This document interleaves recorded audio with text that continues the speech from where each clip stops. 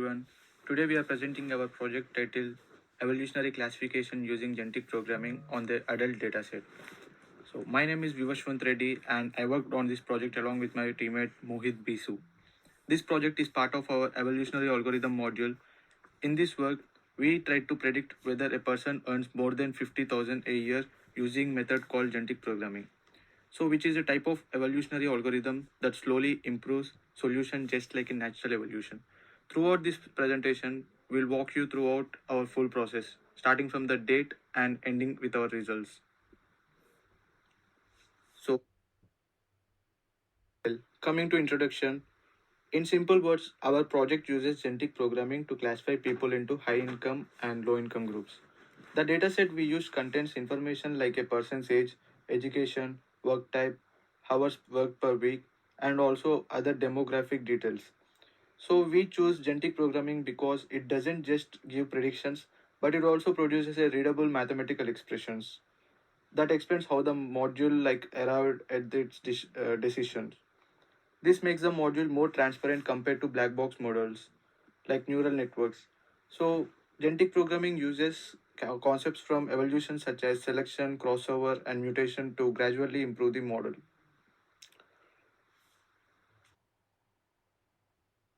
While coming to problem statement, the main problem we wanted to solve was predicting whether someone earns more than 50,000 per year. The challenge with this dataset is that it contains mixed data types, a lot of missing values, and some nonlinear relationships between features. The target variable, which shows whether income is above 50,000 or not, it is slightly imbalanced. So, before even applying genetic programming, we knew that the proper cleaning and pre-processing would be critical. Our goal was not to be not like it was to build a more model that performs well while still being easy to interrupt.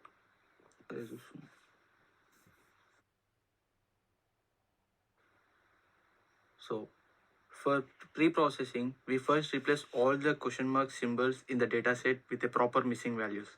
Because question mark is not recognized as a missed data by most algorithms. Then for numerical columns, we fill missing values with the median. And for the categorical columns, we use the labels missing. Since genetic programming only works with numerical inputs, we converted all categorical values into numbers using label encoding. Finally, we applied standard scalar to bring all the numerical features into similar range. This step helps the genetic programming process between because it prevents extremely large or small number for affecting the evolution process.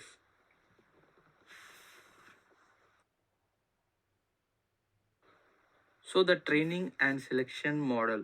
We use genetic programming classifiers. We set a parameters like population size, number of generations, mutation rate, and maximum tree depth.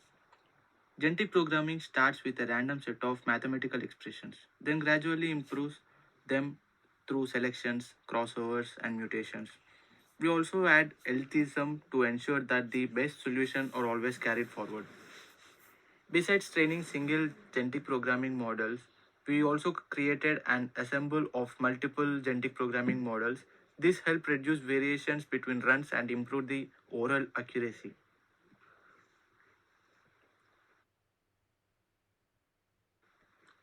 So, after training the models, we evaluated them using a train validation split and crossover validation. A single genetic programming model achieved around 82% accuracy. When we combined multiple genetic programming models into an assemble, the accuracy improved to around 85%. Our best performance came from our hybrid method, where genetic programming was combined with logical regression, giving us an accuracy of around 86%. One major advantage of using genetic programming was that we could see the mathematical expressions it produced, which allowed us to understand exactly how the features influence the final predictions.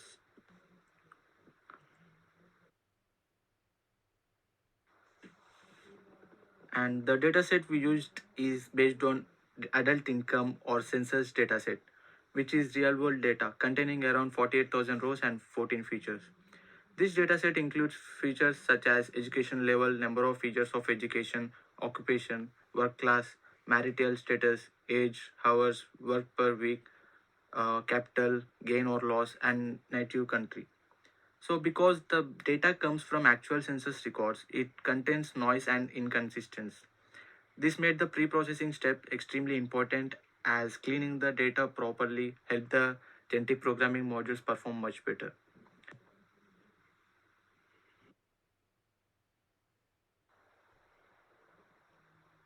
Our overall solution works as a full pipeline that takes the raw dataset and transform it into final predictions. The system cleans the data, encodes and scales the features, performance like feature selection, train multiple genetic programming models, and then generate final predictions.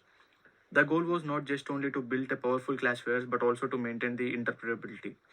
So genetic programming gave us a symbolic mathematical expression and combining it with logical regressions, which allow us to improve the more accuracy while also keeping the module understandable.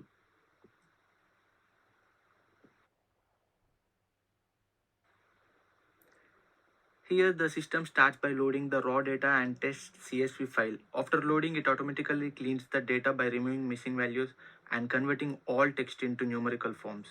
Then it scales the numerical features and feed them into the genetic programming algorithm. The genetic programming evolves different mathematical expression over multiple generations. It tries to find the best one, and then finally the setup like outputs of the prediction and also generates a CSV file in the correct format for use on the platform like Kaggle. So once the input files are provided, the whole process runs end to end.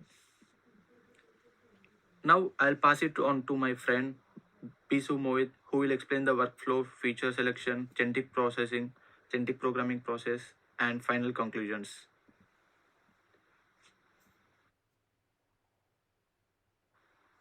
Thanks, Vivashwant, for that explanation. Now I will take over and go through the remaining slides, including the pre-processing details, the future selection method we used, and how the genetic programming process works. Coming to data pre-processing, our pre-processing step involved more than just handling missing values. We also cleaned column names by removing extra spaces and ensured that all categories were consistent.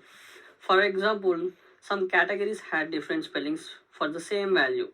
We also converted the target column so that less than 50k became 1 and greater than or equal to 50k became 0. This small fix helped ensure that the data feed into GP and logistic regression was clean, stable, and well structured.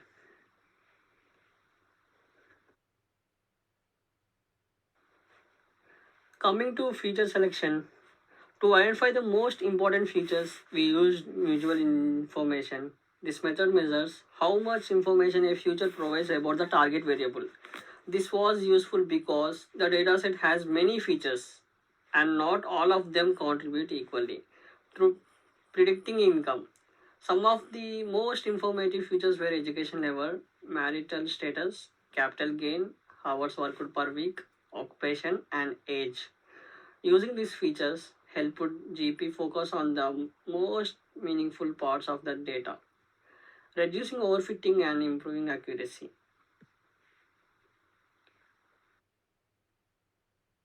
Programming. We choose genetic programming because it can automatically discover complex relationships in the data. For example, genetic programming can create expressions involving logarithms, trigonometric functions, or conditional statements. These types of transformation often reveal patterns that traditional models might miss. Another reason we choose GP is interpretability. Unlike neural networks or random forests, GP shows exactly how it is making decisions through a readable formula. This makes the model more transparent and easier to trust. Evolution process. The genetic programming evolution process works in several steps. First, it generates a random population of expression trees. Each trees represent a potential solution. Then it evaluates each tree using fitness function, which in our case is classification accuracy. After that, genetic programming selects the best performing trees using tournament selection. These best trees reproduce through crossover and mutation to create new trees. The weakest trees are removed and the process continues for many generations. Over time, the overall population becomes stronger and we get the best formulas. To control how GP builds its expression, we defined a set of allowed functions. This included basic mathematical functions like addition, subtraction, multiplication, and protected division, along with more advanced functions like sine, cosine, logarithms, and exponential. We also included a conditional function called greater than if, which returns one value if it's greater than another. By limiting genetic programming to a set of meaningful functions, we ensured that the resulting formulas were both interpretable and useful for classification. Coming to grammar structure, in our genetic programming setup, we used a simple grammar to make sure the formulas genetic program creates are valid and easy to understand. The grammar defines how expressions can be built. For example, an expression can be the sum of two expressions, or the product of two expressions, or it can be just a feature or a constant. Coming to methodologies, the overall methodology of GP is similar to how evolution works in nature. We start with random formulas, evaluate them, select the best ones, modify them slightly, and repeat this cycle. Each generation results in slightly improved candidates because we repeat this process many times. The final formula is much better than the initial random ones. This evolutionary approach is powerful because it explores a large space of possible models without us having to manually create features. In our discussion, we found that GP was able to capture meaningful patterns in the income dataset, especially when combined with good preprocessing and feature selection. The ensemble method helped reduce variation between runs, making the prediction more stable. One challenge we faced was that GP takes longer to train than other models like logistic regression. However, interpretability of the GP expression made the longer training time worth it, especially for understanding how income is influenced by different features.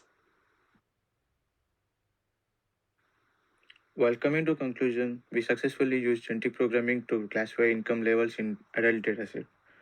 So the data, like the genetic programming models, provided clear and interpretable mathematical expressions, which help us how different features impacted the predictions.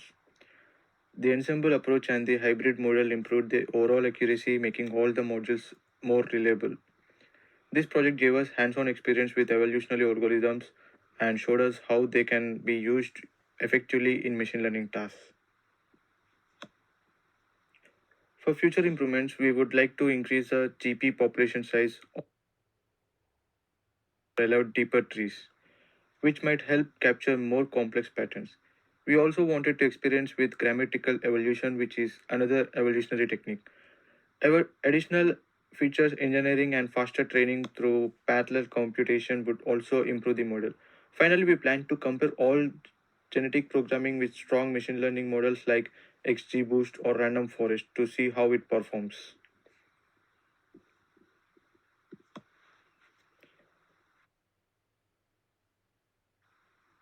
Thank you very much for taking the time to review our project.